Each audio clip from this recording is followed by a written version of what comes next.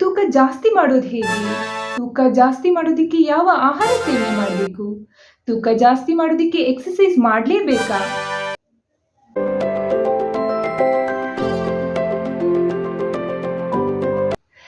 ನಮಸ್ಕಾರ. ನಿಮ್ಮ ತೂಕ ಹೆಲ್ತಿ ವೇಟ್‌ಗಿಂತ ಅಂದರೆ ನಾರ್ಮಲ್ ವೇಟ್‌ಗಿಂತ ಕಡಿಮೆ ಇದೆ ಅಂತ ಅಂದರೆ ಅಂಡರ್ ವೇಟ್ ಇದ್ದೀರಾ ಅಂತ ಅಂದರೆ ಇಲ್ಲಿ ನಿಮ್ಮ ಎನರ್ಜಿ ಬ್ಯಾಲೆನ್ಸ್ ನೆಗೆಟಿವ್ ಆಗಿರುತ್ತೆ. ಅಂದರೆ ನಿಮ್ಮ ದೇಹ ಏನು ಕ್ಯಾಲರೀಸ್‌ನ ಬರ್ನ್ ಮಾಡುತ್ತೋ ಅದಕ್ಕಿಂತ ಕಡಿಮೆ ಆಹಾರವನ್ನು ಅಂದರೆ ಕಡಿಮೆ ಕ್ಯಾಲರೀಸನ್ನು ನೀವು ಸೇವನೆ ಮಾಡ್ತಾ ಇರ್ತೀರಾ. ಓಕೆ, ಇದಕ್ಕೆ ಕೆಲವು ಕಾರಣಗಳು ಇರುತ್ತೆ. ಓಕೆ, ಅಂದರೆ ನಿಮ್ಮ ಪೋಷಕಾಂಶ ಸರಿ ಇಲ್ಲದೆ ಇರ್ಬೋದು. ಓಕೆ, ನಿಮ್ಮ ಸ್ವಾಭಾವಿಕವಾಗಿ ನಿಮ್ಮ ಮೆಟಬಾಲಿಕ್ ರೇಟ್ ಜಾಸ್ತಿ ಇರ್ಬೋದು, ಮತ್ತು ನಿಮ್ಮ ದಿನಚರಿಯಲ್ಲಿ ಕೆಲವು ವ್ಯತ್ಯಾಸಗಳಿರ್ಬೋದು, ಮತ್ತು ನಿಮಗೆ ಜಾಸ್ತಿ ಆಹಾರ ಸೇವನೆ ಮಾಡೋದಕ್ಕೆ ತುಂಬ ಕಷ್ಟ ಆಗ್ತಾ ಇರ್ಬೋದು. ಈ ರೀತಿ ಕೆಲವು ಕಾರಣಗಳಿರುತ್ತೆ ನಿಮ್ಮ ತೂಕ ಕಡಿಮೆ ಇರೋದಕ್ಕೆ. ಓಕೆ, ನಾನು ಇವತ್ತಿನ ವಿಡಿಯೋದಲ್ಲಿ ಹೇಗೆ ಈ ನ್ಯೂಟ್ರಿಷನ್ ಮತ್ತು ಎಕ್ಸರ್ಸೈಸ್ ನಿಮ್ಮ ತೂಕವನ್ನು ಇಂಪ್ರೂವ್ ಮಾಡೋದಕ್ಕೆ ಸಹಾಯ ಮಾಡುತ್ತೆ ಅನ್ನೋದ್ರ ಬಗ್ಗೆ ತಿಳಿಸ್ಕೊಡ್ತಾ ಇದ್ದೀನಿ. ಓಕೆ, ಮೊದಲನೇದಾಗಿ ಕ್ಯಾಲರೀಸ್ ಬಗ್ಗೆ ನೋಡಿದಾಗ ನೀವು ನಿಮ್ಮ ಕ್ಯಾಲರೀಸ್, ಓಕೆ, ನಿಮ್ಮ ದೇಹ ಏನು ಬರ್ನ್ ಮಾಡುತ್ತೋ ಕ್ಯಾಲರೀಸ್ನ ಅದಕ್ಕಿಂತ ಜಾಸ್ತಿ ಇರಬೇಕಾಗುತ್ತೆ. ಅಂದರೆ ನೀವು ಜಾಸ್ತಿ ಆಹಾರವನ್ನು ಸೇವನೆ ಮಾಡಬೇಕಾಗುತ್ತೆ. ಅಂದರೆ ನಿಮ್ಮ ಇಂಟೇಕನ್ನು ನೀವು ಜಾಸ್ತಿ ಮಾಡ್ಕೊಳ್ಬೇಕಾಗುತ್ತೆ. ಓಕೆ, ಉದಾಹರಣೆಗೆ ನೋಡೋದಾದರೆ ಇವಾಗ ನಾವು 25 ಇಯರ್ಸ್ ವುಮೆನ್ನ ಕನ್ಸಿಡರ್ ಮಾಡಿದಾಗ ಅವ್ರ ರಿಕ್ವೈರ್ಮೆಂಟ್, ಓಕೆ, 1800 ಕಿಲೋ ಕ್ಯಾಲರಿ ಇದ್ದರೆ, ಓಕೆ, ಅವ್ರೇನಾದರೂ ಅಂಡರ್ ವೇಟ್ ಇದ್ದರೆ, ಓಕೆ, ಅವರ ತೂಕ ಕಡಿಮೆ ಇದ್ದರೆ ಹೆಲ್ತಿ ವೆಯ್ಟ್ಗಿಂತ ಅಂದರೆ ಅಂಡರ್ ವೇಟ್ ಆಗಿದ್ದರೆ ಅವ್ರಿಗೆ ನಾವು 500 ಕಿಲೋ ಕ್ಯಾಲರೀಸ್ ಜಾಸ್ತಿ ಇನ್ಕ್ರೀಸ್ ಮಾಡಬೇಕಾಗುತ್ತೆ. ಅಂದರೆ ಅವ್ರದ್ದು total calories 1800 plus 500 2300 kilo calories ಅಷ್ಟು ಅವರು ಆಹಾರವನ್ನು ಸೇವನೆ ಮಾಡಬೇಕಾಗುತ್ತೆ.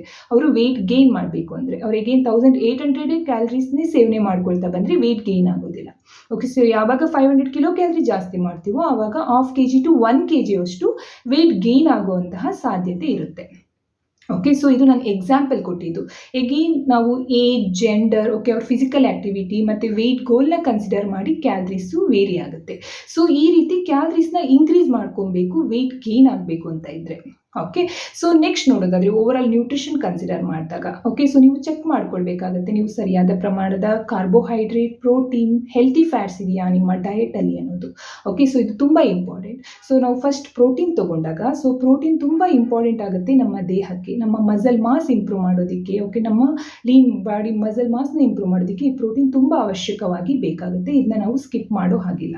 ಓಕೆ, ನೆಕ್ಸ್ಟ್ ಕಾರ್ಬೋಹೈಡ್ರೇಟ್ನ ಕನ್ಸಿಡರ್ ಮಾಡಿದಾಗ ಇದು ನಮಗೆ ಶಕ್ತಿ ಕೊಡೋದಕ್ಕೆ, ನಾವು ಯಾವ ಫಿಸಿಕಲ್ ಆ್ಯಕ್ಟಿವಿಟಿ ಮಾಡ್ತೀವೋ ಅದಕ್ಕೆ ಶಕ್ತಿ ನೀಡೋದಕ್ಕೆ ಈ ಕಾರ್ಬೋಹೈಡ್ರೇಟ್ ತುಂಬ ಅವಶ್ಯಕವಾಗಿ ಬೇಕಾಗುತ್ತೆ. ಹೀಗೆ ನಾವು ಫ್ಯಾಟ್ಸ್ನ ನೆಗ್ಲೆಕ್ಟ್ ಮಾಡೋಂಗಿಲ್ಲ. ನಾವು ಹೆಲ್ತಿ ಫ್ಯಾಟ್ಸ್ ನಮ್ಮ ದೇಹಕ್ಕೆ ಅವಶ್ಯಕವಾಗಿ ಬೇಕಾಗುತ್ತೆ. ಇದು ಕ್ಯಾಲರಿ ಡೆನ್ಸ್ ಕೂಡ ಆಗೋದ್ರಿಂದ, ಮತ್ತು ಇದು 1 ಗ್ರಾಮ್ ಫ್ಯಾಟ್ ನಮಗೆ 9 ಕಿಲೋ ಕ್ಯಾಲರಿಯಷ್ಟು ಕ್ಯಾಲರೀಸ್ ಕೊಡುತ್ತೆ. It is very important. ಮತ್ತು ನಮ್ಮ ಹಾರ್ಮೋನ್ ಪ್ರೊಡಕ್ಷನ್ಗೆ ಈ ಫ್ಯಾಟ್ಸ್ ತುಂಬ ಅವಶ್ಯಕವಾಗಿ ಬೇಕಾಗಿರೋದ್ರಿಂದ ಇದು ಕೂಡ ತುಂಬ ಇಂಪಾರ್ಟೆಂಟ್ ಆಗುತ್ತೆ. ಈ ಎಲ್ಲ ಮ್ಯಾಕ್ರೋನ್ಯೂಟ್ರಿಯೆಂಟ್ಸ್ ಸರಿಯಾಗಿ ಇದೆಯಾ ನಮ್ಮ ಡಯಟಲ್ಲಿ ಅನ್ನೋದನ್ನ ಫಸ್ಟ್ ಚೆಕ್ ಮಾಡ್ಕೋಬೇಕು. ಓಕೆ, ಇಲ್ಲಿ ನಾವು ಫಸ್ಟ್ ಪ್ರೋಟೀನ್ನ ನೋಡೋದಾದರೆ ಪ್ರೋಟೀನ್ ಸೋರ್ಸಸ್ ಬಗ್ಗೆ ನೋಡೋದಾದರೆ, ಓಕೆ, ನಾವು ವೆಜಿಟೇರಿಯನ್ ಸೋರ್ಸಸ್ ಬಗ್ಗೆ ನಾನಿಲ್ಲಿ ಹೇಳೋದಕ್ಕೆ ಇಷ್ಟಪಡ್ತೀನಿ. ನಾನು ವೆಜಿಟೇರಿಯನ್ ಫುಡ್ ಸೋರ್ಸಸ್ಗೆ ತುಂಬ ಇಂಪಾರ್ಟೆನ್ಸ್ ಕೊಡ್ತೀನಿ. ನಾನ್ ವೆಜಿಟೇರಿಯನ್ ಫುಡ್ ಸೋರ್ಸಸ್ ಬಗ್ಗೆ ಹೇಳೋದಿಲ್ಲ. ವೆಜಿಟೇರಿಯನ್ ಫುಡ್ ಸೋರ್ಸಸಲ್ಲಿ ಅಂದರೆ ಪ್ರೋಟೀನ್ ಸೋರ್ಸಸಲ್ಲಿ ತುಂಬ ಫುಡ್ಗಳಿದೆ.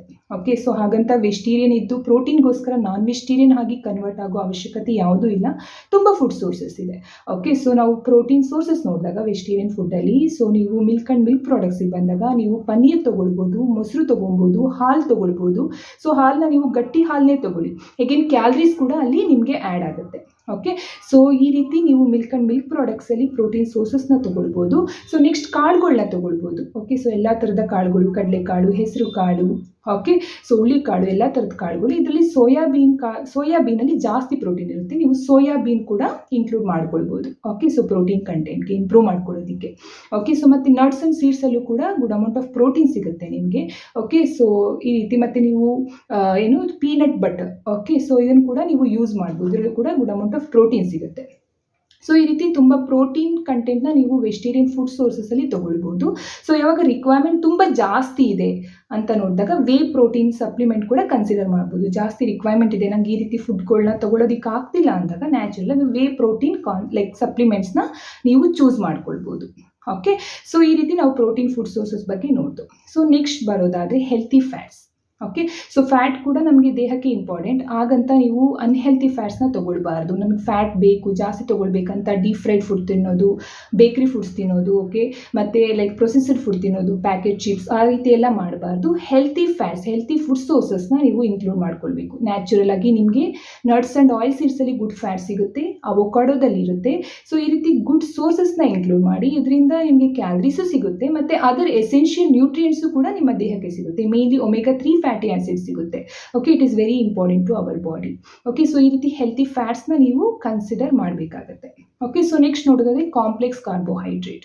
ಓಕೆ, ಸೊ ಇದು ತುಂಬ ಇಂಪಾರ್ಟೆಂಟ್. ಆದಷ್ಟು ಜಾಸ್ತಿ ರೀಫೈನ್ಡ್ ಸೀರಿಯಲ್ಸ್‌ನ ತಗೊಳ್ಬೇಡಿ. ನಾನು ಸಣ್ಣ ಇದ್ದೀನಿ, ನಾನು ಏನು ತಿಂದರೂ ಆಗೋದಿಲ್ಲ, ನಾನು ಮೈದಾ ಫುಡ್ ಜಾಸ್ತಿ ತಿನ್ಬೋದು, ಆ ರೀತಿ ಏನೂ ಇಲ್ಲ.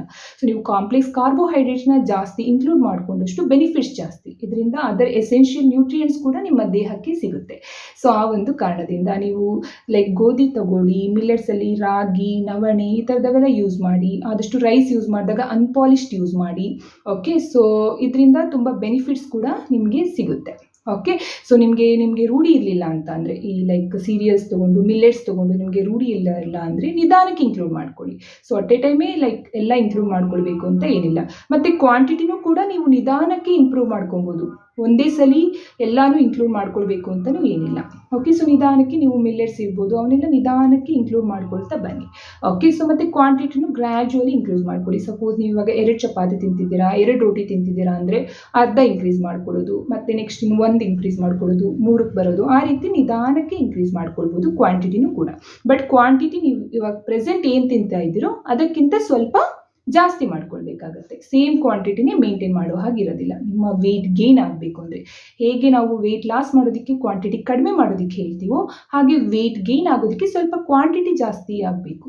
ಓಕೆ, ಇವಾಗ ನಾವು 500 ಕ್ಯಾಲರೀಸ್ ಜಾಸ್ತಿ ಮಾಡಬೇಕಂದ್ರೆ ಸ್ವಲ್ಪ ಕ್ವಾಂಟಿಟಿ ಜಾಸ್ತಿ ಮಾಡಬೇಕು. ಸೊ ಇಲ್ಲಿ ಏನು ಪ್ರಾಬ್ಲಮ್ ಆಗುತ್ತೆ ಅಂದರೆ, at A time we can't take so much. At A time ನಮಗೆ ಜಾಸ್ತಿ ಆಹಾರ ಸೇವನೆ ಮಾಡೋದಕ್ಕೆ ಆಗೋದಿಲ್ಲ. ಈವನ್ ನಾವು ಸ್ಟೊಮಕಲ್ಲೂ ಸ್ವಲ್ಪ ಗ್ಯಾಪ್ ಕೊಡಬೇಕು. ಓಕೆ, ಸೊ ಆದ್ದರಿಂದ ಸ್ಮಾಲ್ ಆ್ಯಂಡ್ ಫ್ರೀಕ್ವೆಂಟ್ ಮೀಲ್ಸ್ನ ಫಾಲೋ ಮಾಡಿ. ಓಕೆ, ಸೊ ಇವಾಗ ಬೆಳಗ್ಗೆ, ಮಧ್ಯಾಹ್ನ, ನೈಟ್ ಬ್ರೇಕ್ಫಾಸ್ಟ್, ಲಂಚ್, ಡಿನ್ನರ್ ಇರುತ್ತೆ. ಸೊ ಮಧ್ಯ ಗ್ಯಾಪ್ ಇರುತ್ತಲ್ಲ, ಆ ಗ್ಯಾಪಲ್ಲಿ ಹೆಲ್ತಿ ಸ್ನ್ಯಾಕ್ಸ್ನ ಇನ್ಕ್ಲೂಡ್ ಮಾಡಿ. ಸೊ ಇದರಿಂದ ಕ್ಯಾಲರೀಸು ಇಂಪ್ರೂವ್ ಆಗುತ್ತೆ. ಓಕೆ, ಅದರ್ ನ್ಯೂಟ್ರಿಯೆಂಟ್ಸು ಕೂಡ ನಿಮ್ಮ ದೇಹಕ್ಕೆ ಸಿಗುತ್ತೆ. ಓಕೆ, ಸೊ ನಿಮ್ಮದು ಅಪಟೈಟು ಕೂಡ ಗ್ರ್ಯಾಜುವಲಿ ಇಂಪ್ರೂವ್ ಆಗ್ತಾ ಬರುತ್ತೆ. ಓಕೆ, ಸೊ ನೀವು healthy snacks like nuts and ಸೀಡ್ಸ್ನ ಇನ್ಕ್ಲೂಡ್ ಮಾಡ್ಕೊಳ್ಬೋದು, ಡ್ರೈ ಫ್ರೂಟ್ಸ್ನ ಇನ್ಕ್ಲೂಡ್ ಮಾಡ್ಕೊಳ್ಬೋದು, ಹೋಲ್ ಫ್ರೂಟ್ನ ಇನ್ಕ್ಲೂಡ್ ಮಾಡ್ಕೊಳ್ಬೋದು. ಬೇಕಾದರೆ ನೀವು ಪೀನಟ್ ಬಟರ್ನ ಲೈಕ್ ಬ್ರೆಡ್ಗೆ, ವೀಟ್ ಬ್ರೆಡ್ಗೆ ಸ್ಪ್ರೆಡ್ ಮಾಡಿ, ಇಲ್ಲಾಂದರೆ ಚಪಾತಿಗೆ ಸ್ಪ್ರೆಡ್ ಮಾಡಿ ಸ್ನ್ಯಾಕ್ಸ್ ಥರ ತೊಗೊಳ್ಬೋದು. ಓಕೆ, ಸೊ ಕಡಲೆಕಾಳು ಉಸ್ಲಿ ಆ ರೀತಿ ಎಲ್ಲ ಮಾಡ್ತಾರಲ್ಲ, ಸ್ಪ್ರೌಟ್ಸ್ನ ಬೇಯಿಸಿ ಅದನ್ನು ಕೂಡ ಸ್ನ್ಯಾಕ್ಸ್ ಆಗಿ ತೊಗೊಳ್ಬೋದು. ಸೊ ಈ ರೀತಿ ಹೆಲ್ತಿ ಸ್ನ್ಯಾಕ್ಸ್ನ ಇನ್ಕ್ಲೂಡ್ ಮಾಡ್ಕೊಳ್ಬೋದು. ಹಾಗಂತ ನಾನು ತೂಕ ಜಾಸ್ತಿ ಮಾಡ್ಕೊಳ್ಬೇಕಂತ ಅನ್ಹೆಲ್ತಿ ಸ್ನ್ಯಾಕ್ಸ್ನ ತೊಗೊಳ್ಬಾರ್ದು. ಕೇಕ್ ತೊಗೊಳ್ಳೋದು, ಚಿಪ್ಸ್ ತೊಗೊಳ್ಳೋದು, ಸಮೋಸ, ಡೀಪ್ ಫ್ರೈಡ್ ಫುಡ್ ಅವನ್ನೆಲ್ಲ ತೊಗೊಳ್ಬಾರ್ದು. ಸೊ ಇದರಿಂದ ಅನ್ಹೆಲ್ತಿ ಫ್ಯಾಟ್ ಸೇವನೆ ಮಾಡ್ದಂಗೆ ಆಗುತ್ತೆ. ಸೊ ಆದ್ದರಿಂದ ಈ ರೀತಿ ನೀವು ಫುಡ್ಗಳನ್ನ ಸರಿಯಾಗಿ ಸೇವನೆ ಮಾಡ್ಕೊಳ್ತಾ ಬರಬೇಕಾಗತ್ತೆ. ಸೊ ನೆಕ್ಸ್ಟ್ ಮೇನ್ ನೋಡೋದಾದರೆ exercise. It is very important. So ಕೆಲವರು ಕೇಳ್ತಾ ಇರ್ತಾರೆ, ನಾನು ಸಣ್ಣ ಇದ್ದೀನಿ, ನಾನು ಎಕ್ಸಸೈಸ್ ಮಾಡಬೇಕಾ ಅಂತ. ಸೊ ನೀವು ಸಣ್ಣ ಇರಿ, ದಪ್ಪ ಇರಿ, ಎಕ್ಸಸೈಸ್ ತುಂಬ ಇಂಪಾರ್ಟೆಂಟ್. ಓಕೆ, ಸೊ ಇಲ್ಲಿ ಸಣ್ಣ ಇರೋರಿಗೂ ಕೂಡ ಅಂದರೆ ತೂಕ ಕಡಿಮೆ ಇರೋರಿಗೂ ಕೂಡ ಎಕ್ಸಸೈಸ್ ತುಂಬ ಇಂಪಾರ್ಟೆಂಟ್ ಆಗುತ್ತೆ. ಓಕೆ, ಸೊ ಮೇಯ್ನಾಗಿ weight training, strength training exercises ತುಂಬ ಇಂಪಾರ್ಟೆಂಟ್ ಆಗುತ್ತೆ. ಸೊ ಇದರಿಂದ ಮಸಲ್ ಮಾಸ್ ಇಂಪ್ರೂವ್ ಆಗುತ್ತೆ. ಓಕೆ, ಸೊ ಮತ್ತು ನಿಮ್ಮ ಅಪಟೈಟ್ ಕೂಡ ಇಂಪ್ರೂವ್ ಆಗುತ್ತೆ. ಸೊ ನಿಮ್ಮ ಅಪಟೈಟ್ ಇಂಪ್ರೂವ್ ಆದರೆ ನೀವು ಕ್ವಾಂಟಿಟಿ ಏನು ಆಹಾರ ಸೇವನೆ ಮಾಡ್ತೀರೋ ಅದನ್ನ ಗ್ರ್ಯಾಜುವಲಿ ಇನ್ಕ್ರೀಸ್ ಆಗುತ್ತೆ. ಓಕೆ, ಸೊ ಮತ್ತು ನಿಮ್ಮ ಫ್ಯಾಟ್ ಅಕ್ಯುಮುಲೇಷನ್ ಆಗಿದ್ರೆ ಅದನ್ನ ಬರ್ನ್ ಮಾಡೋದಕ್ಕೆ ಸಹಾಯ ಆಗುತ್ತೆ.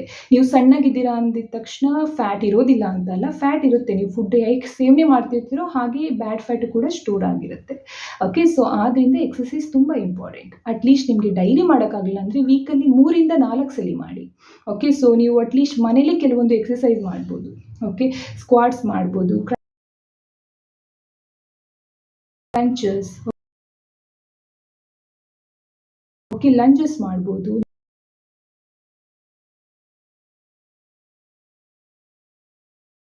ನೀವು ಬಾಯ್ಸ್ ಆಗಿದ್ರೆ ಪುಷಪ್ಸ್ ಮಾಡ್ಬೋದು, ಬರ್ಪೀಸ್ ಮಾಡ್ಬೋದು.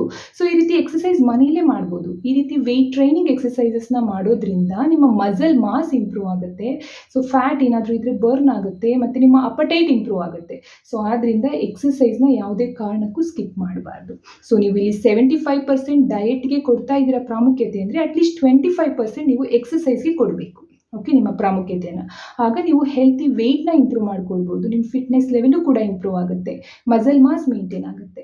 ಓಕೆ, ಮಸಲ್ ಮಾಸ್ ಚೆನ್ನಾಗಿದೆ ಅಂದರೆ ಇಮ್ಯುನಿಟಿನೂ ಕೂಡ ಚೆನ್ನಾಗಿರುತ್ತೆ. ಸೊ ಆದ್ದರಿಂದ exercise is very very important. Okay, ನೀವು ಯಾವುದೇ ಕಾರಣಕ್ಕೂ ನೆಗ್ಲೆಕ್ಟ್ ಮಾಡುವಾಗಿಲ್ಲ. ಓಕೆ, ಸೊ ನೆಕ್ಸ್ಟ್ ನೋಡೋದಾದರೆ ಹೈಡ್ರೇಷನ್. ಓಕೆ, ಸೊ ಕೆಲವರು ಡಯಟ್ ಮಾಡ್ತಿರ್ತಾರೆ, ಎಕ್ಸಸೈಸ್ ಮಾಡ್ತಿರ್ತಾರೆ, ಬಟ್ ನೀರು ಕುಡಿತಾ ಇರೋದಿಲ್ಲ ಚೆನ್ನಾಗಿ.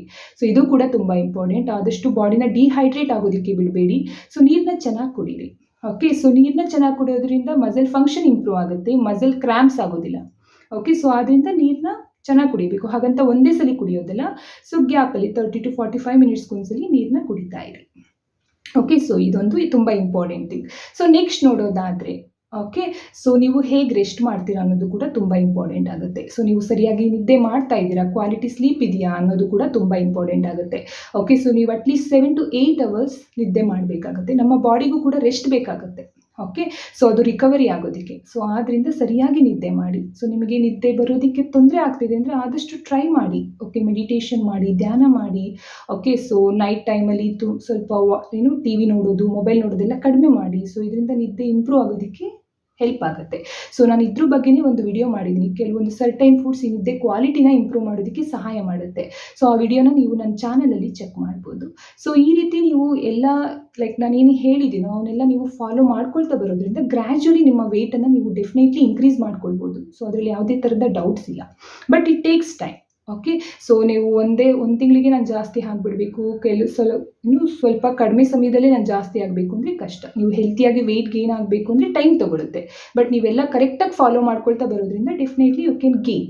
ಬಟ್ ಇವೆಲ್ಲ ಫಾಲೋ ಮಾಡ್ತಿದ್ದೀರಾ, ನಾನೆಲ್ಲ ಫಾಲೋ ಮಾಡ್ತಿದ್ದೀನಿ, ನನಗೆ ವೆಯ್ಟ್ ಗೇನ್ ಆಗೋದಕ್ಕೆ ತೀರಾ ಕಷ್ಟ ಆಗ್ತಿದೆ ಅಂತ ಅಂದಾಗ ಡೆಫಿನೆಟ್ಲಿ ಓಕೆ, ನೀವು ಪ್ರೊಫೆಷ್ನಲ್ಸ್ನ ಮೀಟ್ ಮಾಡಿ, ಹೆಲ್ತ್ ಕೇರ್ ಪ್ರೊಫೆಷ್ನಲ್ಸ್ನ ಮೀಟ್ ಮಾಡಿ, ಕ್ವಾಲಿಫೈಡ್ ಡಯಟಿಷಿಯನ್, ನ್ಯೂಟ್ರಿಷನಿಸ್ಟ್ನ ಮೀಟ್ ಮಾಡಿ, ಅವ್ರ ಹತ್ರ ಸಲಹೆ ತಗೊಳ್ಳಿ.